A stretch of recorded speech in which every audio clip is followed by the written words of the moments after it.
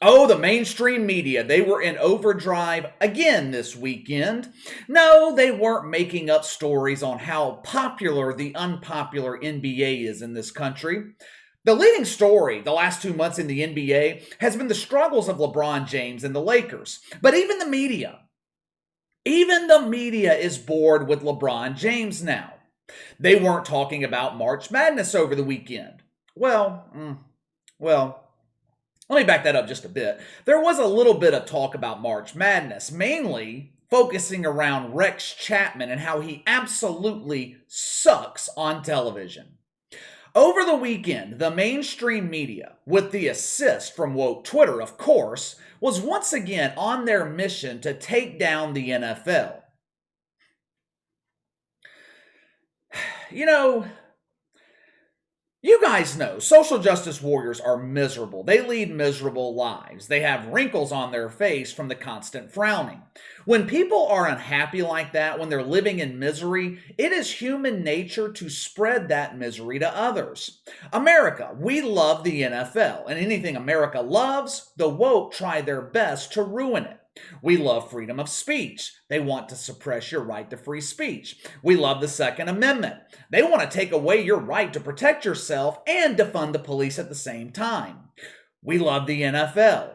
And the media, the woke, the SJWs, they have spent the last, 10 years trying to convince you that the NFL's evil. It's a bunch of evil white billionaires making money off the slave labor of minority players. It is extortion. It's modern day slavery.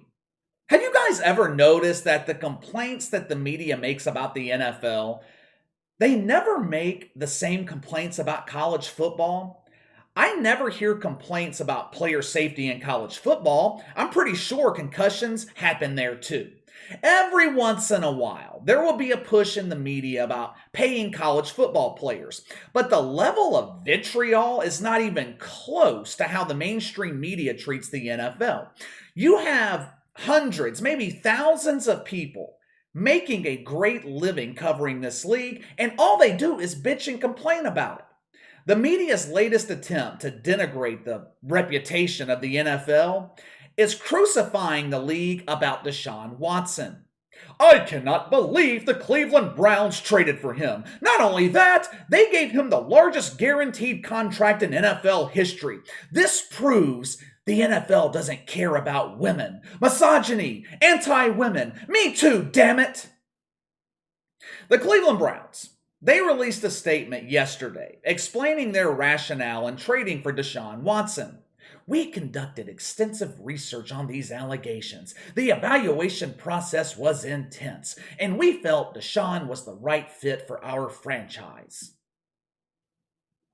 Of course, this sent woke Twitter into convulsions. Mina Kimes, she was demanding to know what went into their evaluation process. USA Today's resident virgin, Mike Freeman, he took a break from his Star Trek marathon, stopped spanking off to William Shatner, and simply tweeted LOL to the Browns. I'm sorry, Captain Kirk. I must pause our circle jerk to let my fellow virgins know that I have something in common with the Cleveland Browns. Both of us don't like women. Mina Kimes also tweeted that the signing of Deshaun Watson in Cleveland tells us a lot about the NFL's attitude towards women. Correct me if I'm wrong, but is Ray Rice playing in the NFL? I haven't seen him on the field damn near 10 years. He was in his prime. Ray Rice was one of the best running backs in the league until a video surfaced of him brutally attacking his wife. He hasn't been seen since. You want to know the difference between Ray Rice and Deshaun Watson? It's not hard to figure out. When you view things objectively instead of through your twisted agenda, this becomes very simple to figure out. We had tangible proof. We had video evidence of Ray Rice attacking his wife. With Deshaun Watson, there is no evidence. These are allegations. It's hearsay, speculation, conjecture. We don't fucking know what happened. A couple of weeks ago, a grand jury in Texas, they declined to press charges against Deshaun Watson. Presenting evidence to a grand jury and coming out with an indictment, it is a hell of a lot easier than getting a conviction in court. Prosecutors have much more leeway when presenting their case to a grand jury. The people that heard the case, they decided there wasn't enough evidence to indict Deshaun Watson. Case closed. Unless, of course, you're a member of the agenda-driven mainstream media. This doesn't mean that he didn't assault these women. Our judicial system is fucked up. The fix is in. Yeah. Because prosecutors, they are just known for not wanting to take on high-profile cases. Prosecutors just love not getting national media attention. Mina Kimes, she tweeted an article from Joe Banner, some shitfuck who writes for the 33rd Team. I had never heard of Joe Banner before, or this website, so I looked him up. I read a couple of articles from the supposed NFL insider. Joe Banner has so much inside information about the NFL that just last week, he claimed the Cleveland Browns were unlikely suitors to sign Deshaun Watson. Great call there, Joey. Please enlighten me more. Your wish is my command, my fellow virgin. Let me share with you my thesis to woke you. Joey here, he is clearly in the graduate program at Woke U. He is majoring in the Me Too movement with a minor in being a huge embarrassing failure. Joey is in the same class as Bomani Jones and Rex Chapman. In his thesis, Joey accuses the Cleveland Browns of being co-conspirators in the Deshaun Watson case. He claims that the Browns must have orchestrated a way for Deshaun Watson to not be held accountable.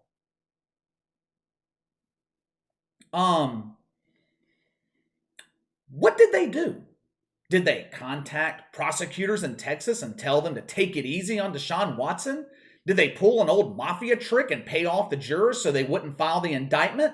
Please explain to me, Joey, how the Browns are co-conspirators. If I were the Cleveland Browns, you know what I would have said in the statement about signing Deshaun Watson? I wouldn't have explained myself. I wouldn't have claimed that I conducted extensive research. I wouldn't have spoken about his qualifications, leadership skills, his humility during the process. I wouldn't have said any of that. Reason being, none of it matters to the media. They don't give a shit about any of that. The Browns released that statement, and the media did what they do best. Twisted the words to fit their agenda. So you know what my statement to the media would have been? Fuck you. That's it. 2 simple words. Fuck you. I don't owe you an explanation as to why I'm signing Deshaun Watson. The last I checked, Mina Kimes isn't signing the paychecks in Cleveland. The only numbers Mina Kimes looks at are meaningless statistics. Did you know that on 3rd down and less than 5 yards to go, when the weather is between 60 and 65 degrees and overcast, with 1:45 to go in the 3rd quarter, between October 20th and 24th, when Aquarius aligns with Taurus, that Mac Jones is the best quarterback in the NFL in this situation? No, I didn't know that, Mina. Thanks for sharing that useless information. Next, can you give me more of your losing NFL picks? I just love when you make your predictions. You know what else is my favorite? I love it when you tell me winning is not a quarterback stat. Look, I don't know what happened between Deshaun Watson and these women. I'm not defending him here. I'm also not accusing him. I don't know what happened. Neither does anybody else. If these accusations are true, it's horrible. It's hard enough for women to come forward, and when they do come forward and they're not believed, it makes it even harder for future victims to tell their story. But at this point, that's all this is, accusations, allegations. Not only that, a grand jury, like I said, they either didn't find the victims believable, credible, or they didn't find enough evidence to indict Deshaun Watson. Either way, he wasn't indicted. That is all I have to go on. So until he's proven guilty, the man has a right to earn a living. And he shouldn't be subjected to crucifixion by the useless mainstream media, all because his situation fits their narrative. And one other thing. Like I said earlier, the media is claiming that the NFL, the Cleveland Browns, that they don't care about women. Maybe true, probably not. But I can tell you this with certainty.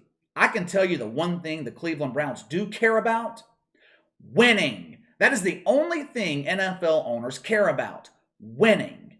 They are not going to allow accusations to stop them from signing one of the best quarterbacks in the league. There are 350 million people in this country. You know how many of that 350 million are elite NFL quarterbacks? 10. It all comes down to value. That's how it works in a free market system. If you possess a skill set that very, very few people possess, you can get away with a hell of a lot more than the average fry cook at Burger King. People have a tendency to convict someone based on opinion, based on conjecture. This Deshaun Watson situation, it's been going on over a year now. They have had 12 months to look into this, gather as much evidence as possible. They didn't have enough. It's as simple as that. But the mainstream media, they have never let facts get in the way of pushing their agenda. In their eyes, Deshaun Watson's guilty, the NFL hates women, and the Cleveland Browns are co-conspirators. In reality, the media doesn't give a shit about these 22 women. They don't care. You think Mina Kimes, Joe Banner, Mike Freeman, you think they care about these women? No, they're being used as pawns to further their own agenda. But let me know what you guys think. What do you think of the Browns signing Deshaun Watson and the typical overreaction of the woke media? Sound off in the comments below. Make sure to like and subscribe. Click the notification bell to receive all notifications from the channel. Best way to contact me is by email at btlkc84@gmail.com, KC_BTL84 on Twitter. I'll see you guys later.